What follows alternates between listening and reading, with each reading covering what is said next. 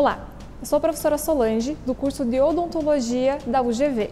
Nesse vídeo vou demonstrar para vocês como fazemos o acesso coronário para realizar um tratamento endodôntico. Um bom acesso endodôntico é um componente essencial para um bom início do tratamento endodôntico, pois é através dele que nós vamos realizar o preparo dos canais radiculares e posteriormente a obturação endodôntica. Para um acesso devemos conhecer a anatomia coronária. Assim, preservamos as estruturas importantes de cada dente, como por exemplo, regiões de borda incisal, de cíngulo, crista marginal e cúspides. Essas estruturas são nobres e elas dão resistência para a coroa dentária. Em suma, a abertura do acesso deve nos proporcionar um caminho livre e direto à entrada dos canais radiculares e removendo completamente o teto da câmara pulpar. Antes do acesso, devemos remover cáries, restaurações antigas e próteses. A abertura do acesso em dentes anteriores é realizada na face lingual dos dentes inferiores e na face palatina dos dentes superiores. Já nos dentes posteriores, tanto superiores quanto inferiores, é realizado o acesso pela face oclusal. O instrumental que a gente vai precisar para fazer o acesso endodôntico são a alta rotação, micromotor com o contraângulo em baixa rotação, sonda de ponta reta que irá nos auxiliar na localização da entrada dos canais, sonda exploradora que nós vamos utilizar para ver regiões de retenção da câmara pulpar, sugador endodôntico,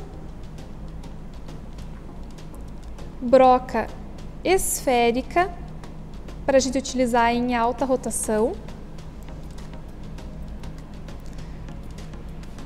broca 3082 com a ponta inativa para utilizar em alta rotação, broca largo 2 para utilizar em baixa rotação. Também utilizaremos o cursor para delimitar a profundidade do acesso. Sempre iremos iniciar o acesso endodôntico elegendo o ponto de eleição. Nada mais é do que o local onde nós vamos encostar a ponta da nossa broca esférica para fazer o desgaste em esmalte e dentina. Para fazer o acesso endodôntico de um incisivo central superior, nós precisamos ter em mente algumas regiões anatômicas como referência. Então nós devemos preservar a borda incisal desse incisivo central superior, a região de cíngulo e cristas marginais. A região do ponto de eleição vai ser uma região bem central que nós vamos ter como base a incisal, a porção cervical e também as cristas marginais. Então, nesse caso, aqui será o ponto de eleição desse incisivo central superior. O acesso deve possuir uma forma de contorno. Nada mais é do que o formato do desgaste que iremos fazer em esmalte e dentina com a broca esférica em alta rotação até a gente encontrar a câmara pulpar. Nesse caso, a forma de contorno é triangular, então nós vamos imitar o formato da própria anatomia coronária desse dente. Outra informação importante é a direção de trepanação. É a angulação que temos que fazer com a broca para poder localizar mais facilmente a câmara pulpar. Então, relembrando, esse aqui é o nosso ponto de eleição. Tá, vou virar o dente aqui para a gente ver melhor a direção de trepanação. Então, a gente vai vir com a broca perpendicular ao longo eixo do dente. Vamos aprofundar em esmalte numa distância de aproximadamente 2 a 3 milímetros. Depois, o segundo movimento é paralelo ao longo eixo do dente. Então, nós alteramos a direção da broca, paralelo ao longo eixo do dente, até remover completamente o teto da câmara pulpar. Uma dica é medir no exame de raio-x inicial a distância da borda incisal ou oclusal até o teto da câmara pulpar.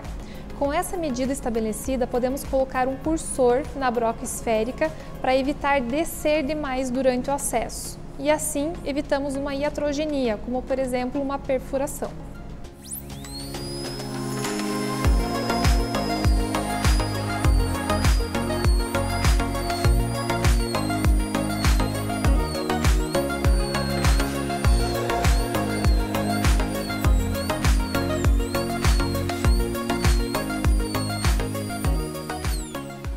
É importante a gente parar o acesso e analisar se estamos fazendo uma correta direção de trepanação.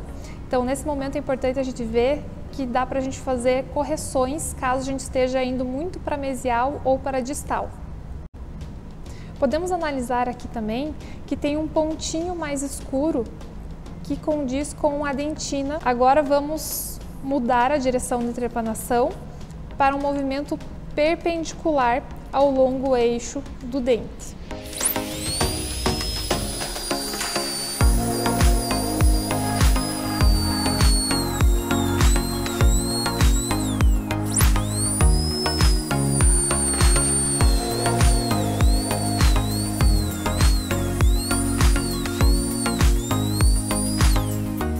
Nesse momento do acesso, já utilizamos a broca esférica para localizar a entrada do canal radicular. É aquele pontinho escuro que vemos ali no finalzinho do acesso. Porém, as paredes circundantes estão irregulares. Para fazer a regularização das paredes, vamos utilizar a broca 3082 com a ponta inativa.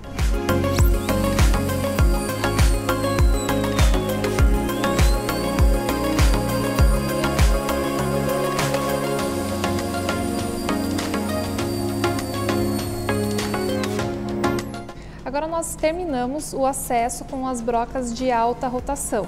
Então podemos observar que a forma do acesso ficou triangular.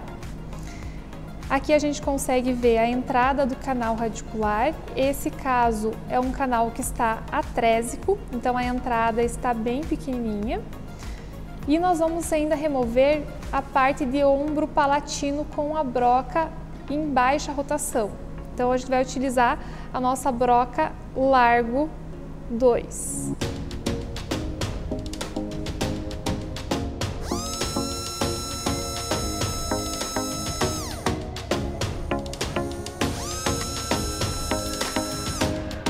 Então a gente fez o desgaste do ombro palatino para a gente conseguir ter um acesso melhor à entrada do canal radicular.